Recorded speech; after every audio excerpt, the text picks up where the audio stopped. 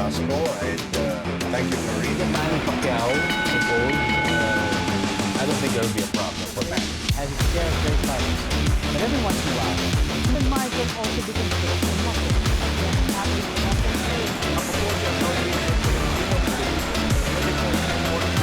Only here para sa bayan.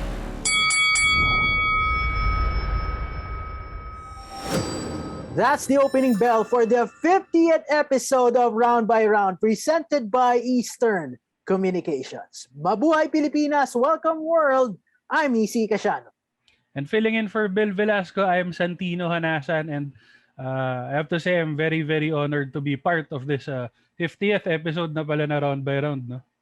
So, thank you for having me.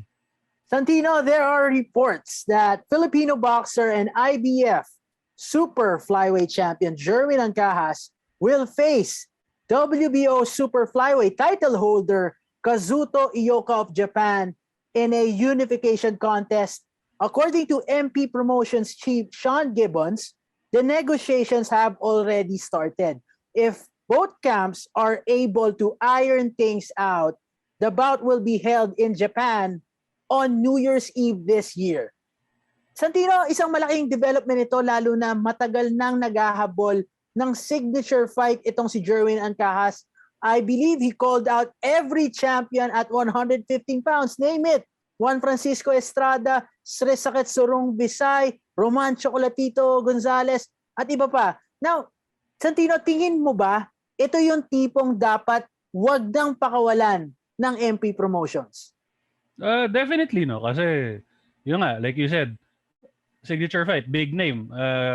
While si Kazuto Ioka hasn't exactly reached that kind of star status as the names that you've mentioned, title holder siya sa 115 eh. So, yes, part of the elite siya ngayon doon sa weight class na yan. And for someone like Jerwin Lankajas who, yun nga, as you said, has been looking for big fights, what bigger fight is there now than a unification bout against a fighter who hasn't been defeated since losing to Donnie Nietes back in, I think, 2018. New Year's Eve din yun, di ba? So, yeah, if it's going to be, like you said, if it's going to be a New Year's Eve contest, napakalaking fight niyan for, not only for si Ioka, but also for Angka. So, who's, yeah, parang, as good as Angkas has been during his run, medyo naging stagnant. Wala ka masyado nakikitang big names sa kanyang resume. And I think a big win over Kazuto Ioka would do wonders for his stock, no, in terms of yung position niya right now or sa in Philippine boxing.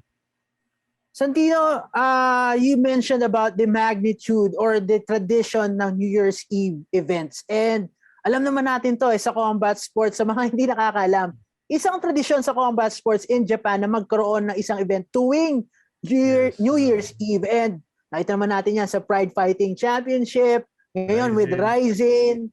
Now, kahit nga pro wrestling, di ba?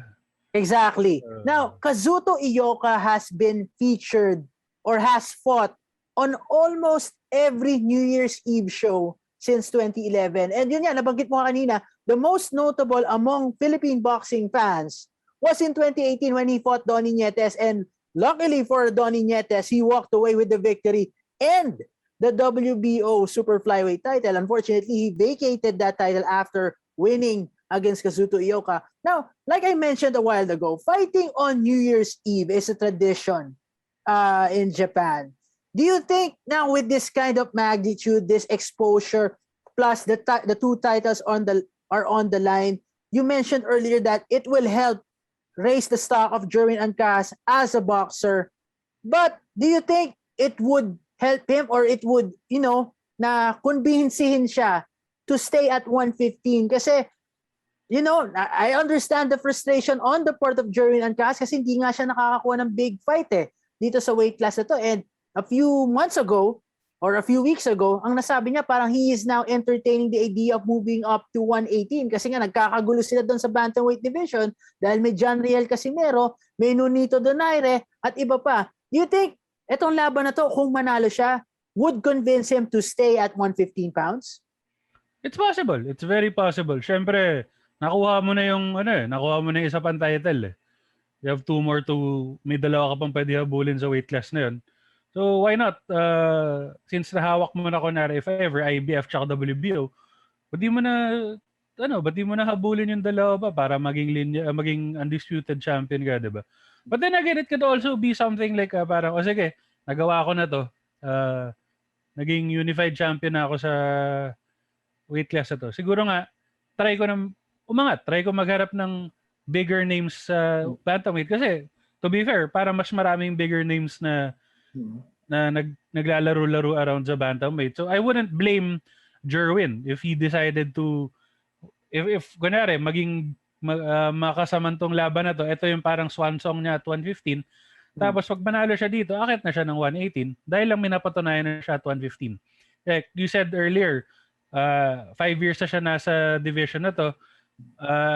He's been dominant, yes, but there hasn't been a lot of noise. Maybe if he joins that, yun nga, sabi mo, nagkakagulo. Kung makigulo siya doon sa 118, baka lalong mag-benefit sa kanya kasi mas maingay. You have guys like John Riel Casimero who's an attention magnet.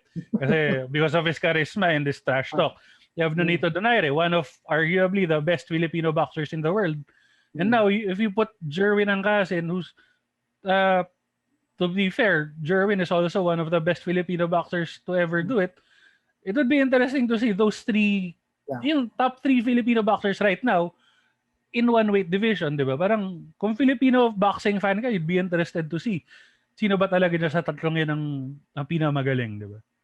Santino, right now, may malaking void because of Manny Pacquiao calling it a career last September. Now, do you think if Jerwin wins this fight, it may enshrine him as the new poster boy of boxing? Considering the factors that I mentioned a while ago, kasi New Year's Eve event, unification title fight, and alam mo yun, talagang ever since siguro mga 2018, parang ginugroom na siya as, the next in line or the successor of Senator Manny Pacquiao. Do you think meron na siyang parang he makes a case for being the next poster boy of Philippine boxing? He does make a case, but as with anything, there's always, in terms of poster boys, kumbaga, we see it sa mga fight promotion, sa mga there's always that one guy who has all the accolades, kumbaga. And then there's one guy who's who may not be as successful or just as successful, but as also more charismatic, more Exactly. outgoing, more loud, kumbaga. If Jerwin Angkas becomes a 2 promotion champion, definitely he's the best boxer in the Philippines has right now with the departure of Senator Manny. But to say that he's the poster boy of Philippine boxing, I wouldn't say so, because to be fair, let's choose between yung top 3 boxers in the Philippines na para sa akin you have si Jerwin, you have si Nonito Donaire, and you have si John Riel. Nonito, on his merits alone, parang para sa akin siyang default poster boy na, because like I said, top 5 all-time Filipino boxer, has hit a somewhat a resurgence sa career niya ngayon. And right now, Donito is a feel-good story. Kasi people counted him out Resurgence, before. no? Exactly, di ba? He was being counted out before he faced si Ubali. Over the hill na yan. Tandaan na yan. Nakaswerte lang siya kay Inoue. But then again what he showed against Ubali, may may flash pa. Si Filipino flash, di ba? So, para sa akin, right now, with the departure of Senator Manny, Tonito Donaire is your number 1 or your poster boy for Filipino boxing. But in terms of accolades, if Jerwin does become the IBF and WBO champion, you have to give him the mantle of being the best Filipino boxer right now, because he has the accolades to back it up. But the idea of the face of Philippine boxing right now, I don't see that happening for him. Not unless nga he proves himself uh, more. He becomes more dominant. He becomes a household name with Filipino boxing, with not Filipino boxing fans, but Filipino sports fans. Well said, Santino. And siguro ang dapat munang mangyari ay matuloy itong laban Yes, na to. totoo. And we're crossing our fingers that both camps will be able to get the deal done in the weeks to come. Santino, it's finally happening. Teofimo Lopez versus George Camposos is set for November 27 at the Hulu Theater in New York under Eddie Hearn's Matchroom Boxing. It's going to be streamed live on the Zone. Tickets are now on sale. Hindi natin to inaasahan. How happy are you that the right people who really know how to do business in boxing are now handling this fight? Well, syempre, kung boxing fan ka, you'd be thrilled. Kasi nga, if nasundan mo anong ginawa ng Thriller dun sa last sa last event nila, you'd be, di ba, parang manghihinayang ka na. You'd be concerned na a fight of that magnitude with names of that magnitude, si Cambosos tsaka si Teofimo Lopez.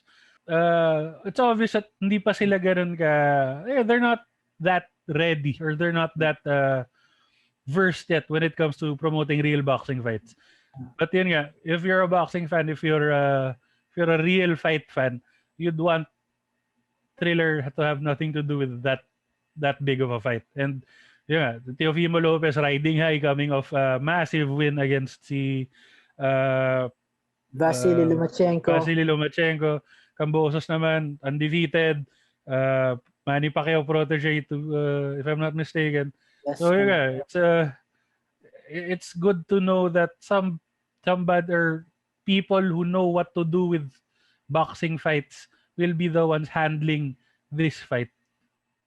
Santino, with the headache that Thriller caused for both Lopez and Cambosos, do you think other promoters, title organizations, and even state commissions should convene to come up with stricter guidelines or policies that could protect boxers and the sport itself from businessmen like Ryan Cavanagh, who obviously has no concern for the sport nor its athletes? Yeah, I think this should be a lesson. It's a lesson to the promoters. It's a lesson to the governing bodies, and a lesson to the boxers themselves. Na you have to know who to work with. Kasi syempre, yun nga, like you said, the guys at Thriller, ang habol lang yata nila is basically the money. And while yes, you can't deny the fact na at the end of the day, it's a business. Pera-pera lang talaga to. But there are people who will be able to do it right, treat the sport with respect, treat the sport the way it should be, and they present the sport the way it should be, while also being able to make the big bucks. And I think, si Eddie Hearn and Matchroom, they know what to do. There are a whole host of other promoters that know how to deal with boxers, know how to treat boxers properly. And more importantly, treat the sport with respect. Kasi like I remember during that yung parang nagkaroon ng sunod-sunod na mga sideshow fights, kumbaga. Novelty fights. Novelty fights, yan. Let's put it that way. Na may yung mga ganun promotions like Thriller. But I could see you, someone who's as passionate with boxing as you, mga other colleagues natin, we're just really not very happy with how things were presented.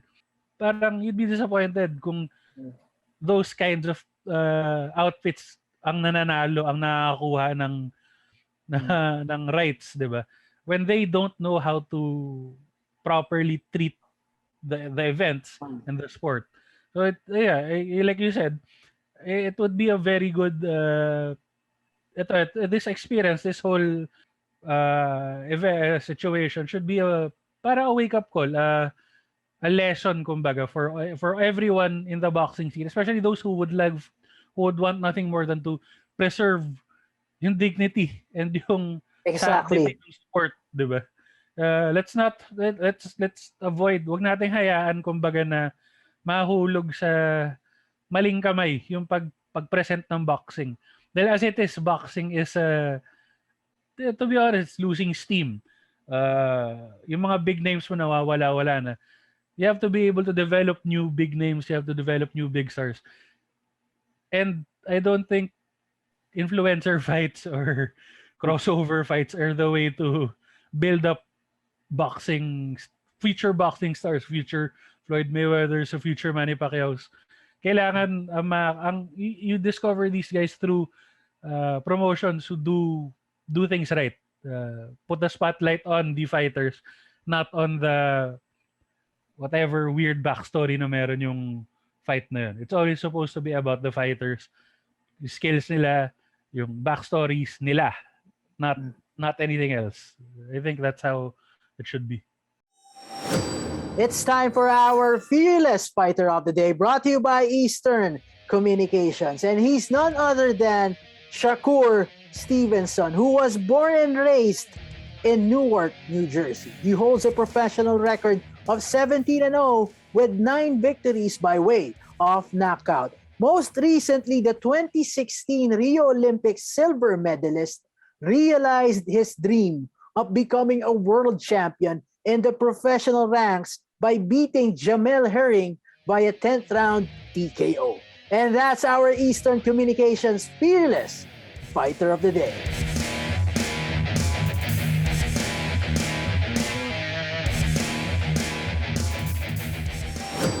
Manny Pacquiao is the only boxer in history to ever achieve the feat of becoming an 8th division world champion. And however, many believe up to this day that Manny wouldn't be able to accomplish that if not for his title fights at welterweight and light middleweight being contested in catchweight bouts.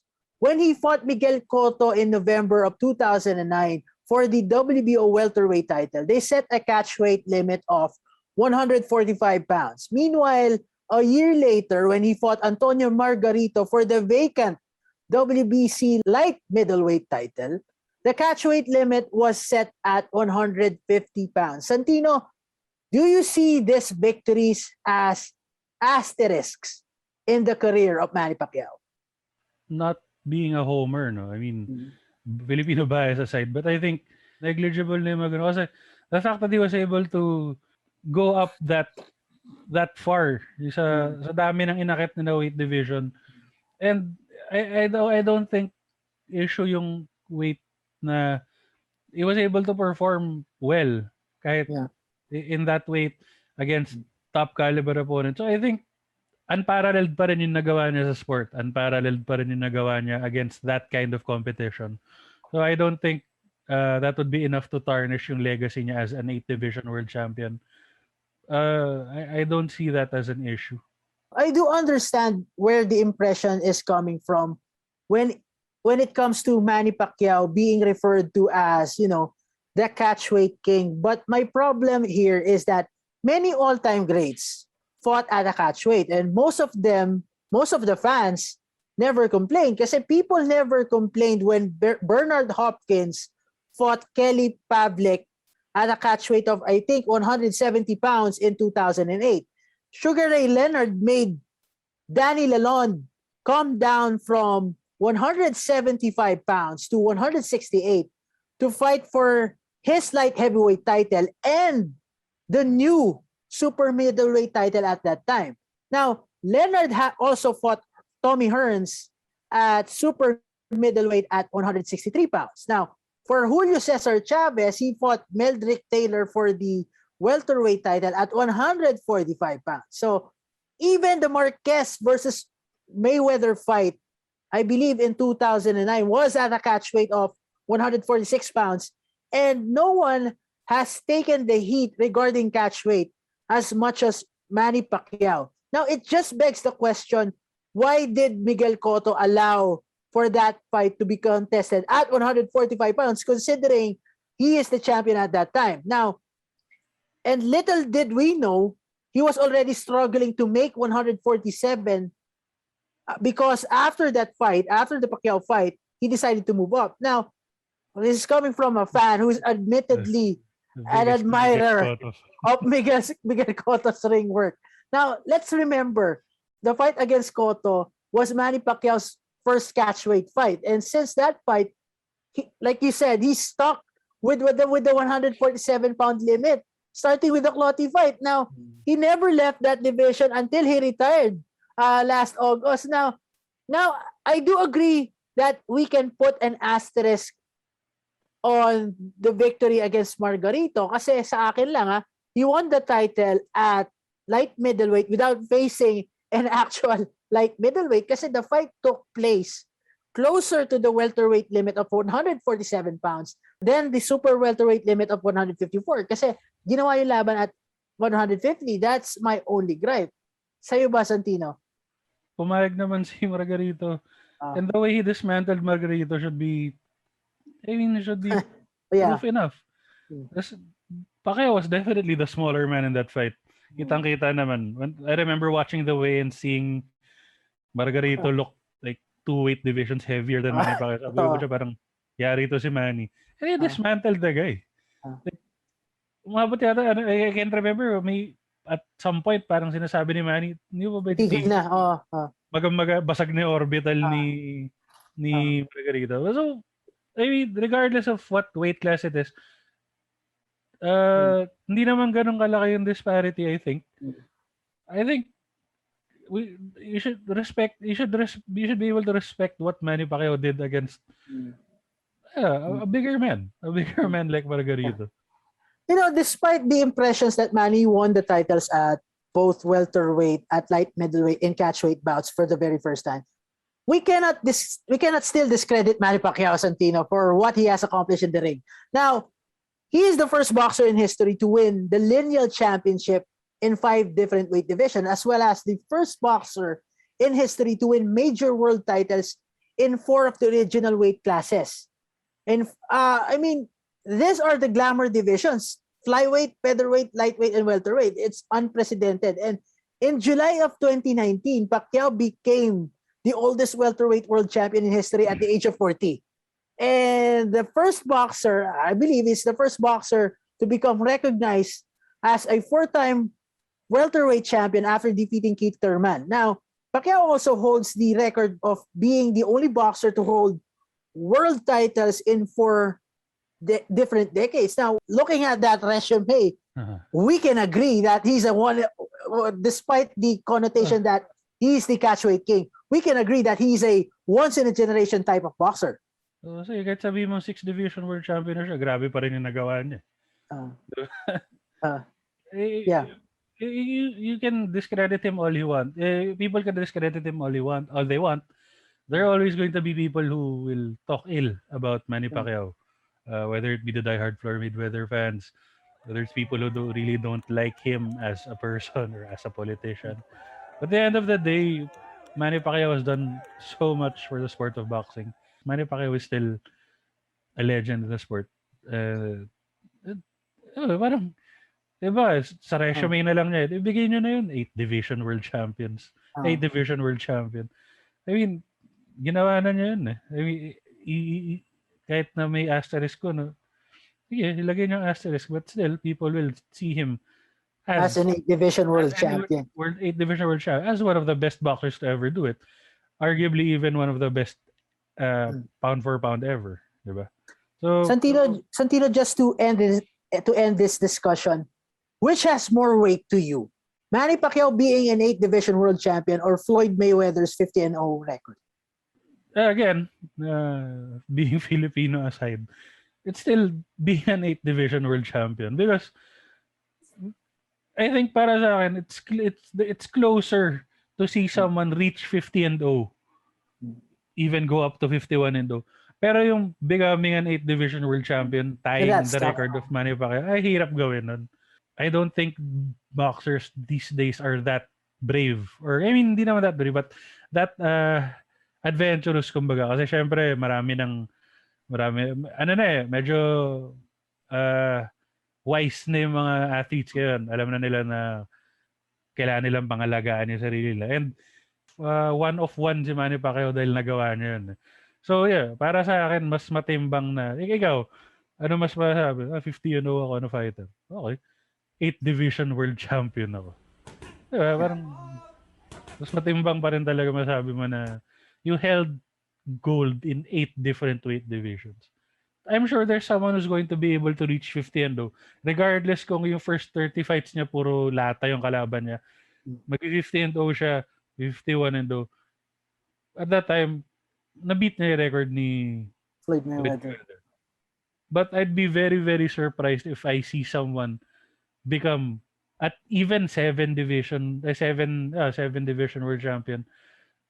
6 division ba medyo kaya pa, pero 8 division world champion, I don't see anyone. Untouchable yung record. Untouchable. I don't see anyone in our lifetime being able to do that. Santino, what a way to end the 50th episode of Round by Round presented by Eastern Communications. I'm Nisi Casiano. And I'm Santino Hanasan.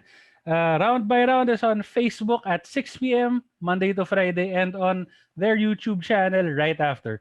Like, follow, share, and subscribe now. And also, don't forget to hit the notification bell to get notified about the latest news and the fearless views in the world of boxing.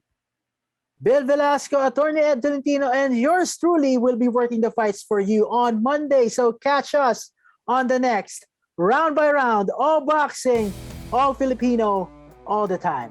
Have a great weekend.